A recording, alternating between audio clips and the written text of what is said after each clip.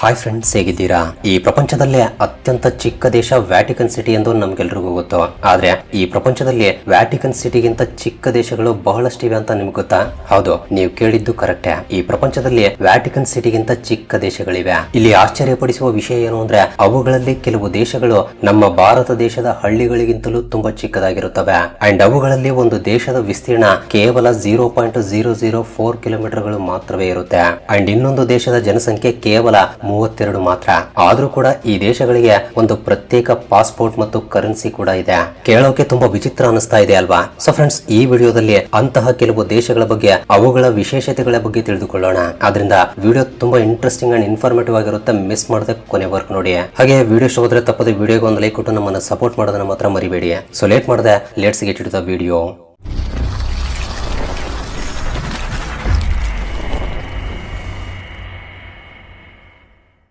Number 10, Saint Kitts and Nevis. ಈ ದೇಶದಲ್ಲಿ Saint kits ಮತ್ತು ನೇವಿಸ್ ಎಂಬ ಎರಡು ದ್ವೀಪಗಳಿವೆ. ಈ ದೇಶದ ವಿಸ್ತೀರ್ಣ 261 ಚದರ ಕಿಲೋಮೀಟರ್ ವರೆಗೆ ಇರುತ್ತೆ. ಇದರಲ್ಲಿ ನೇವಿಸ್ ದ್ವೀಪದ ವಿಸ್ತೀರ್ಣ ಕೇವಲ 93 ಚದರ ಕಿಲೋಮೀಟರ್ ಇದ್ರೆ ಸೇಂಟ್ ಕಿಟ್ಸ್ ನ ವಿಸ್ತೀರ್ಣ 168 ಚದರ ಕಿಲೋಮೀಟರ್ ವರೆಗೆ ಇರುತ್ತೆ. ಈ ದೇಶದಲ್ಲಿ ಸರಿಸುಮಾರು 54,000 ಜನರು ವಾಸಿಸ್ತಾ ಇದ್ದಾರೆ. ಸೌತ್ ಅಮೆರಿಕ ಮತ್ತು ನಾರ್ತ್ ಅಮೆರಿಕ ಖಂಡಗಳಲ್ಲಿರುವ ದೇಶಗಳಲ್ಲಿ ಎಲ್ಲದಕ್ಕಿಂತ ಚಿಕ್ಕ ದೇಶ ಇದೆ. ಈ ದೇಶವನ್ನ ಕೆರೆಬಿಯನ್ ದೇಶಗಳ ಪಟ್ಟಿಯಲ್ಲಿ ಕೂಡ ಸೇರಿಸಲಾಗಿದೆ. ಇಲ್ಲಿನ ಪ್ರಕೃತಿಯ ಸೌಂದರ್ಯವನ್ನು ನೋಡೋಕೆ ಈ ಪ್ರಪಂಚದ ಮೂಲೆ ಮೂಲೆಗಳಿಂದ ಬಹಳಷ್ಟು ಪ್ರವಾಸಿಗರು ಇಲ್ಲಿಗೆ ಬರ್ತಾ ಇರ್ತಾರೆ. ಒಂದು ಮಾತಿನಲ್ಲಿ ಹೇಳಬೇಕು ಅಂದ್ರೆ ಈ ದೇಶದ ಆರ್ಥಿಕ ವ್ಯವಸ್ಥೆ ಬಹಳಷ್ಟು ಪ್ರವಾಸೋದ್ಯಮದ ಮೇಲೆಯೇ ಅವಲಂಬಿತವಾಗಿದೆ.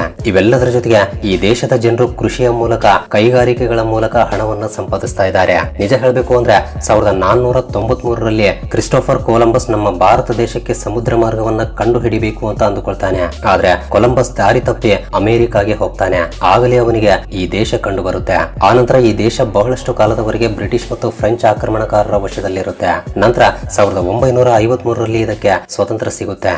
Number 9, Marshall Islands. ಈ ದೇಶ ಪೆಸಿಫಿಕ್ ಮಹಾಸಾಗರದಲ್ಲಿ ಸರಿಯಾಗಿ ಭೂಮಧ್ಯ ರೇಖೆಗೆ ಅಂಟಿಕೊಂಡಿರುತ್ತೆ. ನಿಜ ಹೇಳಬೇಕು ಅಂದ್ರೆ ಮನುಷ್ಯರು ಈ ದೇಶವನ್ನ 1526ರಲ್ಲಿ ಕಂಡು ಹಿಡಿತಾರೆ. ಆದ್ರೆ 1986ರವರೆಗೆ ಈ ದೇಶ ಅಮೆರಿಕಾದ ವಶದಲ್ಲಿತ್ತು. ಕೊನೆಗೆ 1986ರಲ್ಲಿ ಈ ದೇಶ ಸ್ವತಂತ್ರವನ್ನ ಪಡೆದು ಒಂದು ಸ್ವತಂತ್ರ ದೇಶವಾಗುತ್ತೆ. ಆದ್ರೆ ಇಂದಿಗೂ ಕೂಡ ಈ ದೇಶದ ರಕ್ಷಣಾ ಜವಾಬ್ದಾರಿಗಳನ್ನ ಅಮೆರಿಕ ಸರ್ಕಾರವೇ ನೋಡಿಕೊಳ್ತಾ ಇದೆ. ಈ ದೇಶದ ಸಂಪೂರ್ಣ ವಿಸ್ತೀರ್ಣ ಸರಿಸುಮಾರು 181 ಚದರ ಕಿಲೋಮೀಟರ್ ವರೆಗೆ ಇರುತ್ತೆ.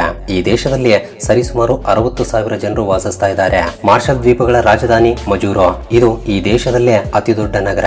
ಇಲ್ಲಿನ ಜನರು ಮಾರ್ಷಲೀಸ್ ಮತ್ತು ಇಂಗ್ಲಿಷ್ ಭಾಷೆಗಳನ್ನ ಮಾತನಾಡ್ತಾ ಇರ್ತಾರೆ. ಅದೇ ರೀತಿ ಈ ದೇಶದ ಜನರು ಹೆಚ್ಚಾಗಿ ಕ್ರೈಸ್ತ ಧರ್ಮವನ್ನ ಅನುಸರಿಸ್ತಾ ಇರ್ತಾರೆ. ನಂಬರ್ 8, ಲೀಚ್ಟೆನ್ಸ್ಟೈನ್. ಪಶ್ಚಿಮ ಯುರೋಪ್ ನಲ್ಲಿರುವ ಈ ದೇಶದ ವಿಸ್ತೀರ್ಣ ಕೇವಲ 160.5 ಚದರ ಕಿಲೋಮೀಟರ್ ಮಾತ್ರವೇ. ನಿಮ್ಮಲ್ಲಿ ಬಹಳಷ್ಟು ಜನರು ಈ ದೇಶದ ಹೆಸರನ್ನ ಇಲ್ಲಿಯವರೆಗೆ ಕೇಳಿರ್ಲಿಕ್ಕಿಲ್ಲ. ಆದ್ರೆ ಇಲ್ಲಿ ಆಶ್ಚರ್ಯಪಡಿಸುವ ವಿಷಯ ಏನು ಅಂದ್ರೆ ಈ ದೇಶ ಪರ್ ಕ್ಯಾಪಿಟಾ ಇನ್ಕಮ್ ಮತ್ತು ಜಿಡಿಪಿಯಲ್ಲಿ ಮೊದಲ ಸ್ಥಾನದಲ್ಲಿದೆ. ಇಲ್ಲಿನ ಜನರು ತಾವು ಸಂಪಾದಿಸಿದ ಹಣಕ್ಕೆ ಯಾವುದೇ ರೀತಿಯ ಲೆಕ್ಕ ತೋರಿಸುವ ಅವಶ್ಯಕತೆ ಇಲ್ಲ. ಅದಕ್ಕಾಗಿಯೇ ಈ ದೇಶದಲ್ಲಿ ಅಕ್ರಮವಾಗಿ ಸಂಪಾದಿಸಿದ ಹಣವನ್ನ ಬಚ್ಚಿಡುವ ಅವಶ್ಯಕತೆ ಕೂಡ ಇಲ್ಲ. ಈ ಕಾರಣದಿಂದಲೇ ಈ ದೇಶವನ್ನ ಸ್ಟ್ರಾಂಗ್ ಜಿಡಿಪಿ ಇರುವ ದೇಶಗಳ ಪಟ್ಟಿಯಲ್ಲಿ ಸೇರಿಸಿಲ್ಲ. ಈ ದೇಶದಲ್ಲಿರುವ ರೈತರು ಹೆಚ್ಚಾಗಿ ಆಲೂಗಡ್ಡೆ ಮತ್ತು ಗೋಧಿಯನ್ನ ಬೆಳೀತಾರೆ. ಇಲ್ಲಿ ಟ್ಯಾಕ್ಸ್ ಪರ್ಸೆಂಟೇಜ್ ತುಂಬಾ ಕಡಿಮೆ ಇರೋದ್ರಿಂದ ಸಾವಿರಾರು ಜನರು ಇಲ್ಲಿಗೆ ವ್ಯಾಪಾರ ಮಾಡೋಕೆ ಬರ್ತಾ ಇರ್ತಾರೆ. ಕೇವಲ 38,000 ಜನಸಂಖ್ಯೆ ಇರುವ ಈ ದೇಶದಲ್ಲಿ ಕೆಲವು ಸಾವಿರಾರು ಕಂಪನಿಗಳು ಕೆಲಸ ಮಾಡ್ತಾ ಇವೆ. ಇಲ್ಲಿನ ಜನರಿಗೆ ನಿರುದ್ಯೋಗ ಅಂದ್ರೆ ಏನು ಅಂತಾನೆ ಗೊತ್ತಿಲ್ಲ. ಅದೇ ರೀತಿ ಇಲ್ಲಿರುವ ರೈನ್ ವ್ಯಾಲಿ ಮತ್ತು ದ ಆಲ್ಪೈನ್ ಫಾರೆಸ್ಟ್ ಅನ್ನ ನೋಡಲು ಪ್ರತಿ ವರ್ಷ ಬಹಳಷ್ಟು ಪ್ರವಾಸಿಗರು ಬರ್ತಾ ಇರ್ತಾರೆ. Number 7, San Marino. ಈ ಸ್ಯಾನ್ ಮರಿನೋ ದೇಶದ ವಿಸ್ತೀರ್ಣ ಕೇವಲ 61.2 ಚದರ ಕಿಲೋಮೀಟರ್ ವರೆಗೆ ಇರುತ್ತೆ. ಈ ಪ್ರಪಂಚದಲ್ಲೇ ಅತ್ಯಂತ ಪ್ರಾಚೀನ ವಾಸ್ತುಶಿಲ್ಪವಿರುವ ದೇಶಗಳಲ್ಲಿ ಇದು ಕೂಡ ಒಂದು. ಅದಕ್ಕಾಗಿಯೇ ಇಲ್ಲಿನ ವಾಸ್ತುಶಿಲ್ಪವನ್ನು ನೋಡೋಕೆ ಪ್ರಪಂಚದ ದೇಶಗಳಿಂದ ಬಹಳಷ್ಟು ಜನರು ಬರ್ತಾ ಇರ್ತಾರೆ. ಈ ದೇಶದಲ್ಲಿ ಸರಿಸುಮಾರು 34,000 ಜನರು ವಾಸಿಸ್ತಾ ಇದ್ದಾರೆ. ಇಲ್ಲಿನ ಜನಸಂಖ್ಯೆ ತುಂಬಾ ಕಡಿಮೆ ಇದ್ರೂ ಕೂಡ ಇದು ಈ ಪ್ರಪಂಚದಲ್ಲೇ ಶ್ರೀಮಂತ ದೇಶಗಳಲ್ಲಿ ಒಂದಾಗಿ ನಿಂತಿದೆ. ಇಲ್ಲಿ ಆಸಕ್ತಿಕರವಾದ ವಿಷಯ ಏನು ಅಂದ್ರೆ ಇಲ್ಲಿ ವಾಸಿಸ್ತಾ ಇರುವ ಜನರಿಗಿಂತ ವಾಹನ ಹೆಚ್ಚು. ನಿಜ ಹೇಳಬೇಕು ಅಂದ್ರೆ ಈ ದೇಶ ಪ್ರವಾಸೋದ್ಯಮದಿಂದಲೇ ಹೆಚ್ಚಾಗಿ ಬಲಿಷ್ಠವಾಗಿದೆ. ಇಲ್ಲಿರುವ ಗುವಾಟಾ ಟವರ್, ಪ್ಯಾಲೆಸಿಯಾ ಸೆಕೆಂಡ್ ಟವರ್, ಮೌಂಟೆ ಟೈಟಾನೋಗಳನ್ನ ನೋಡಲು ಬಹಳಷ್ಟು ಪ್ರವಾಸಿಗರು ಬರ್ತಾ ಇರ್ತಾರೆ. Number 6 Tuvalu. ಈ ದೇಶದಲ್ಲಿ 4 ದ್ವೀಪಗಳಿರುತ್ತವೆ. ಕೇವಲ 25.9 ಚದರ ಕಿಲೋಮೀಟರ್ ವಿಸ್ತೀರ್ಣ ಇರುವ ಈ ದೇಶದ ಜನಸಂಖ್ಯೆ 12,000 ಮಾತ್ರ. ಆಸ್ಟ್ರೇಲಿಯಾ, ಹವಾಯಿ ಮತ್ತು ಫಿಜಿ ದೇಶದ ಹತ್ತಿರವಿರುವ ಈ ದೇಶ ಈ ಪ್ರಪಂಚದಲ್ಲೇ ಅತ್ಯಂತ ಬಡ ದೇಶಗಳಲ್ಲಿ ಒಂದು. ಇಲ್ಲಿನ ಜನರಿಗೆ ಸರಿಯಾಗಿ 3 ಹೊತ್ತು ಊಟ ಮಾಡಲು ಕೂಡ ಹಣವಿರಲ್ಲ. ಬಹಳಷ್ಟು ಕಾಲದವರೆಗೆ ಈ ದೇಶ ಬ್ರಿಟಿಷರ ವಶದಲ್ಲೇ ಇತ್ತು. 1978ರಲ್ಲಿ ಈ ದೇಶಕ್ಕೆ ಸ್ವತಂತ್ರ ಸಿಗುತ್ತೆ. ಆದ್ರೆ ಅಂದಿನಿಂದ ಇಂದಿನವರೆಗೆ ಈ ದೇಶ ಸ್ವಲ್ಪವೂ ಕೂಡ ಅಭಿವೃದ್ಧಿಯನ್ನ ಸಾಧಿಸಿಲ್ಲ. ಇದಕ್ಕೂ ಮೊದಲು ಈ ಟುವಾಲುಗೆ ಬಹಳಷ್ಟು ಪ್ರವಾಸಿಗರು ಬರ್ತಾ ಇದ್ರು. ಆದ್ರೆ ಪ್ರಸ್ತುತ ಇದರ ಜನಪ್ರಿಯತೆ ಕಡಿಮೆ ಆಗ್ತಾ ಬರ್ತಾ ಇದೆ. 2020ರ ಹೊತ್ತಿಗೆ ಇಲ್ಲಿಗೆ ಬರುವ ಪ್ರವಾಸಿಗರ ಸಂಖ್ಯೆ ಅರ್ಧಕ್ಕಿಂತ ಕಡಿಮೆಯಾಗಿ ಬಿಟ್ಟಿದೆ. ಬಟ್ ಒಂದು ವೇಳೆ ನೀವು ಒಂದೊಳ್ಳೆ ಪ್ರವಾಸಿ ತಾಣಕ್ಕೆ ಹೋಗ್ಬೇಕು ಅಂದ್ರೆ ಈ ದೇಶಕ್ಕೆ ತಪ್ಪದೆ ಹೋಗಿ. Number 5 Nauru. ಈ ದೇಶ ಈ ಪ್ರಪಂಚದಲ್ಲೇ ಅತಿ ಚಿಕ್ಕ ಐಲ್ಯಾಂಡ್ ಕಂಟ್ರಿ. ಇಲ್ಲಿ ಆಶ್ಚರ್ಯಪಡಿಸುವ ವಿಷಯ ಏನು ಅಂದ್ರೆ ಈ ಪ್ರಪಂಚದಲ್ಲಿ ರಾಜಧಾನಿ ಇಲ್ಲದ ಏಕೈಕ ದೇಶ ಕೂಡ ಇದೆ. 21 ಚದರ ಕಿಲೋಮೀಟರ್ ವರೆಗೆ ವ್ಯಾಪಿಸಿರುವ ಈ ದೇಶದ ಜನಸಂಖ್ಯೆ ಕೇವಲ 11,000 ಮಾತ್ರ. ಇಲ್ಲಿನ ಸರ್ಕಾರ ಇಲ್ಲಿನ ಜನಸಂಖ್ಯೆಯನ್ನ ಹೆಚ್ಚಿಸೋಕೆ ತುಂಬಾ ಪ್ರಯತ್ನ ಮಾಡ್ತಾ ಇದೆ. ಬಹಳಷ್ಟು ಪ್ರವಾಸಿ ತಾಣಗಳನ್ನು ಕೂಡ ತಂದಿದೆ. ಆದ್ರೆ ಇಲ್ಲಿನ ಜನಸಂಖ್ಯೆ ಮಾತ್ರ ಸ್ವಲ್ಪವೂ ಹೆಚ್ಚಾಗ್ತಾ ಇಲ್ಲ. ಅದರ ಹಿಂದೆ ಒಂದು ಬಲವಾದ ಕಾರಣವಿದೆ. ಈ ದ್ವೀಪ ಸರಿಯಾಗಿ ಸಮುದ್ರದ ಮಧ್ಯದಲ್ಲಿ ಇರೋದ್ರಿಂದ ದ್ವೀಪ ಮುಳುಗಿ ಹೋಗುವ ಸಾಧ್ಯತೆಗಳು ತುಂಬಾ ಜಾಸ್ತಿ ಇರುತ್ತೆ. ಈ ಕಾರಣದಿಂದಲೇ ಇಲ್ಲಿಗೆ ಬರೋಕೆ ಯಾರು ಕೂಡ ಆಸಕ್ತಿಯನ್ನ ತೋರಿಸ್ತಾ ಇಲ್ಲ. ಈ ದೇಶಕ್ಕೆ ಪ್ರತ್ಯೇಕ ಮಿಲಿಟರಿ ಪಡೆ ಕೂಡ ಇಲ್ಲ. ಕೇವಲ ಒಂದು ಸಣ್ಣ ಪೊಲೀಸ್ ಪಡೆ ಮಾತ್ರವೇ ಇದೆ. ಆದ್ರೆ ಪ್ರಸ್ತುತ ಆಸ್ಟ್ರೇಲಿಯಾ ಸರ್ಕಾರ ಅನ್ಅಫಿಷಿಯಲ್ ಆಗಿ ಈ ದೇಶದ ರಕ್ಷಣಾ ಜವಾಬ್ದಾರಿಯನ್ನ ನೋಡಿಕೊಳ್ತಾ ಇದೆ. ಈ ದೇಶದಲ್ಲಿ ಒಂದು ಸಣ್ಣ ವಿಮಾನ ನಿಲ್ದಾಣವೂ ಕೂಡ ಇದೆ. ಈ ಪ್ರಪಂಚದಲ್ಲಿರುವ ಅತಿ ಚಿಕ್ಕ ವಿಮಾನ ನಿಲ್ದಾಣಗಳಲ್ಲಿ ಇದು ಕೂಡ ಒಂದು. ನಿಜ ಹೇಳಬೇಕು ಅಂದ್ರೆ ಈ ದೇಶವನ್ನ ಫ್ಯಾಟ್ ಪೀಪಲ್ ಕಂಟ್ರಿ ಎಂದು ಕೂಡ ಕರೀತಾ ಇರ್ತಾರೆ. ಯಾಕೆಂದ್ರೆ ಇಲ್ಲಿ ವಾಸಿಸ್ತಾ ಇರುವ ಜನರಲ್ಲಿ 70% ಜನರು ಫ್ಯಾಟ್ ಆಗಿರ್ತಾರೆ. ಅದೇ ರೀತಿ ಈ ದೇಶದಲ್ಲಿ ನಿರುದ್ಯೋಗ ಕೂಡ ತುಂಬಾ ಹೆಚ್ಚಾಗಿರುತ್ತೆ. ಇಲ್ಲಿ ವಾಸಿಸುವ ಜನರಲ್ಲಿ ಸುಮಾರು 90% ಜನರು ನಿರುದ್ಯೋಗಿಗಳೇ ಆಗಿರ್ತಾರೆ. Number 4 Monaco. ಯುರೋಪ್ ನಲ್ಲಿ ಅಭಿವೃದ್ಧಿ ಹೊಂದಿದ ದೇಶಗಳಲ್ಲಿ ಮೊನಾಕೋ ಕೂಡ ಒಂದು. ನಿಜ ಹೇಳಬೇಕು ಅಂದ್ರೆ ಈ ದೇಶ ನೋಡೋಕೆ ತುಂಬಾ ಸುಂದರವಾಗಿರೋದ್ರಿಂದ ಇಲ್ಲಿಗೆ ಬಹಳಷ್ಟು ಪ್ರವಾಸಿಗರು ಬರ್ತಾ ಇರ್ತಾರೆ. ಈ ದೇಶದ ವಿಸ್ತೀರ್ಣ ಕೇವಲ 2.02 ಚದರ ಕಿಲೋಮೀಟರ್ ಮಾತ್ರವೇ. ಆದ್ರೆ ಇಲ್ಲಿ ದುಃಖದ ವಿಷಯ ಏನು ಅಂದ್ರೆ ಪ್ರತಿ ವರ್ಷ ಸಮುದ್ರದ ನೀರಿನ ಮಟ್ಟ ಹೆಚ್ಚಾಗ್ತಾ ಇರೋದ್ರಿಂದ ಇದರ ವಿಸ್ತೀರ್ಣ ಕಡಿಮೆ ಆಗ್ತಾ ಬರ್ತಾ ಇದೆ. ಈಗಾಗಲೇ ಈ ದೇಶದಲ್ಲಿರುವ ನೆಲವನ್ನ ಹೋಟೆಲ್ಗಳನ್ನ ನಿರ್ಮಿಸೋಕೆ, ಮನೆಗಳನ್ನ ನಿರ್ಮಿಸೋಕೆ ಬಳಸಿದ್ದಾರೆ. ಪ್ರಸ್ತುತ ಇಲ್ಲಿ ತುಂಬಾ ಕಡಿಮೆ ಖಾಲಿ ಪ್ರದೇಶಗಳಿವೆ. ಈ ದೇಶದಲ್ಲಿ ಅತ್ಯಂತ ಶ್ರೀಮಂತ ವ್ಯಕ್ತಿಗಳು ಮಾತ್ರವೇ ವಾಸಿಸ್ತಾರೆ. ಈ ದೇಶದ ಜನಸಂಖ್ಯೆ 39,000 ಮಾತ್ರ. ಅದರಲ್ಲಿ 12,000 ಜನರು ಕೋಟ್ಯಾಧಿಪತಿಗಳೇ ಇರ್ತಾರೆ. ಈ ಮೊನಾಕೋ ದೇಶದಲ್ಲಿ ತಯಾರಾಗುವ ಬಟ್ಟೆಗಳಿಗೆ ಈ ಪ್ರಪಂಚದಲ್ಲಿ ತುಂಬಾ ಬೇಡಿಕೆ ಇದೆ.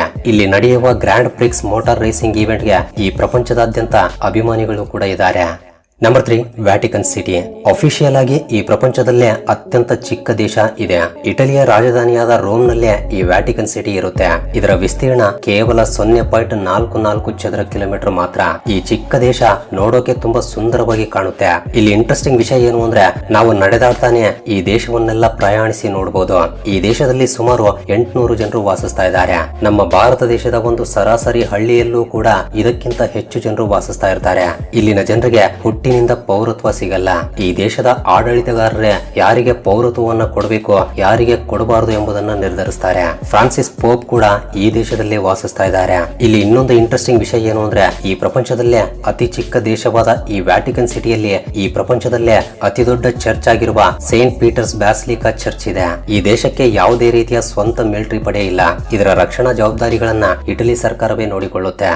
ಫ್ರೆಂಡ್ಸ್, ಮುಂದಿನ ವಿಷಯಕ್ಕೆ ಹೋಗೋಕ್ಕೂ ಮುಂಚೆ ಒಂದು ವೇಳೆ ನೀವು ಈ ವಿಡಿಯೋನ ಫುಲ್ ಸ್ಕ್ರೀನ್ ಅಲ್ಲಿ ನೋಡ್ತಾ ಇದ್ರೆ ನಿಮ್ಮ ಮೊಬೈಲ್ ಅನ್ನು ಸ್ವಲ್ಪ ಟಿಲ್ಟ್ ಮಾಡಿ ಕೆಳಗಡೆ ಕಾಣ್ತಾ ಇರುವ ಲೈಕ್ ಬಟನ್ ಕಲರ್ ಚೇಂಜ್ ಮಾಡಿಬಿಡಿ. ಅಂಡ್ ಸಬ್ಸ್ಕ್ರೈಬ್ ಮಾಡಿಕೊಂಡಿರುವ Vismayavani family members, love you so much. And first time ಯಾರಾದರೂ ನಮ್ಮ ಚಾನಲ್ ಅನ್ನ ಈಗ ನೋಡ್ತಾ ಇದ್ರೆ ಕೆಳಗಡೆ ಕಾಣ್ತಾ ಇರುವ ರೆಡ್ ಕಲರ್ ಸಬ್ಸ್ಕ್ರೈಬ್ ಬಟನ್ ಮೇಲೆ ಕ್ಲಿಕ್ ಮಾಡಿ ಸಬ್ಸ್ಕ್ರೈಬ್ ಮಾಡ್ಕೊಂಡು ಪಕ್ಕದಲ್ಲಿರುವ ಬೆಲ್ ಐಕನ್ ಅನ್ನ ಆಕ್ಟಿವೇಟ್ ಮಾಡ್ಕೊಳ್ಳಿ. ಅಂಡ್ ಬೆಲ್ ಐಕನ್ ಆನ್ ಮಾಡ್ಕೊಳ್ಳೋದು ತುಂಬಾ ಇಂಪಾರ್ಟೆಂಟ್, ಮರಿಬೇಡಿ. Number 2 republic of Molossia. Friends, ನಾನೀಗ ನಿಮಗೆ ಎಂತಹ ದೇಶದ ಬಗ್ಗೆ ಹೇಳ್ತೀನಿ ಅಂದ್ರೆ ಅಲ್ಲಿನ ಜನಸಂಖ್ಯೆ ಕೇವಲ 32 ಮಾತ್ರ. ಆ 32ರಲ್ಲಿ ಮೊಲ ಮತ್ತು ನಾಯಿಗಳಂತಹ ಪ್ರಾಣಿಗಳು ಕೂಡ ಇರುತ್ತವೆ. ಅಮೆರಿಕಾದ ನೆವಾಡಾ ಪ್ರದೇಶದಲ್ಲಿರುವ ಈ ಮೈಕ್ರೋನೇಷನ್ ಅನ್ನ 1977ರಲ್ಲಿ ಕೆವಿನ್ ಬಾಗ್ ಎಂಬ ವ್ಯಕ್ತಿ ಸ್ಥಾಪಿಸಿದ್ದಾನೆ.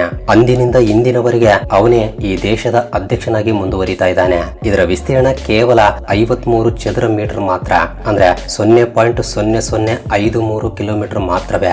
ಇಲ್ಲಿ ಮನುಷ್ಯರ ಜೊತೆಗೆ ಪ್ರಾಣಿಗಳಿಗೂ ಕೂಡ ಪೌರತ್ವ ಸಿಗುತ್ತೆ, ಆದ್ರೆ ಇಲ್ಲಿ ಪಕ್ಷಿಗಳಿಗೆ ಪೌರತ್ವ ಇರಲ್ಲ. ಈ ದೇಶಕ್ಕೆ ಮೆಲೋಶಿಯನ್ ಮೆಲೋರಾ ಎಂಬ ಒಂದು ಪ್ರತ್ಯೇಕ ಕರೆನ್ಸಿ ಕೂಡ ಇದೆ. ಕೇವಲ ಇದಷ್ಟೇ ಅಲ್ಲ, ಈ ದೇಶಕ್ಕೆ ಒಂದು ಪ್ರತ್ಯೇಕ ಪಾಸ್ಪೋರ್ಟ್ ಕೂಡ ಇದೆ.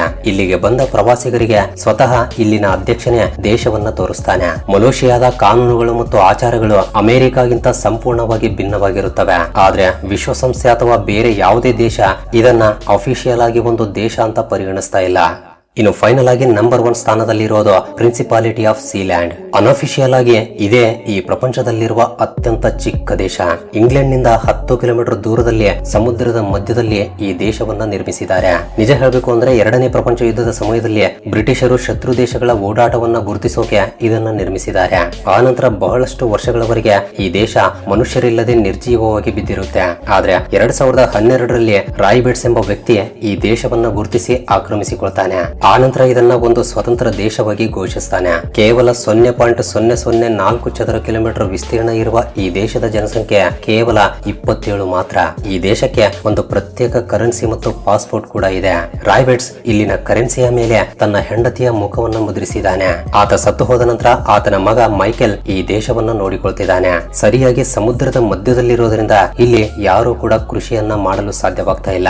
ಅದಕ್ಕಾಗಿಯೇ ಇವರು ಮೀನುಗಳನ್ನ ಹಿಡಿದು ಜೀವನವನ್ನ ಸಾಗಿಸ್ತಾ ಇದ್ದಾರೆ. ಈ ದೇಶದ ಬಗ್ಗೆ ತಿಳಿದುಕೊಂಡು ಬಹಳಷ್ಟು ದೇಶಗಳು ಇದಕ್ಕೆ ಸಹಾಯ ಮಾಡಲು ಮುಂದೆ ಬರ್ತಾ ಇವೆ.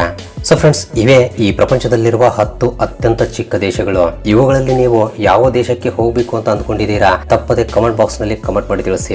ಸೊ ಫ್ರೆಂಡ್ಸ್, ಈ ವಿಡಿಯೋಗೆ ಈ ವಿಡಿಯೋ ನಿಮಗೆ ಇಷ್ಟವಾಗಿದೆ ಎಂದು ಭಾವಿಸ್ತೀನಿ. ಸೊ ವಿಡಿಯೋ ಇಷ್ಟವಾಗಿದ್ರೆ ತಪ್ಪದೆ ವಿಡಿಯೋಗೆ ಒಂದು ಲೈಕ್ ಕೊಟ್ಟು ನಿಮ್ಮ ಫ್ರೆಂಡ್ಸ್ ಅಂಡ್ ಫ್ಯಾಮಿಲಿ ಜೊತೆ ಶೇರ್ ಮಾಡಿ. ಅಂಡ್ ಫಸ್ಟ್ ಟೈಮ್ ಯಾರಾದರೂ ನಮ್ಮ ಚಾನಲ್ ಅನ್ನ ಈಗ ನೋಡ್ತಾ ಇದ್ರೆ ತಪ್ಪದೆ ಸಬ್ಸ್ಕ್ರೈಬ್ ಮಾಡ್ಕೊಂಡು ಪಕ್ಕದಲ್ಲಿರುವ ಬೆಲ್ ಐಕಾನ್ ಅನ್ನ ಆಕ್ಟಿವೇಟ್ ಮಾಡ್ಕೊಳ್ಳಿ. ಅಂಡ್ ವಿಡಿಯೋವನ್ನ ಕೊನೆವರೆಗೂ ನೋಡಿದ್ದಕ್ಕೆ love you so much guys.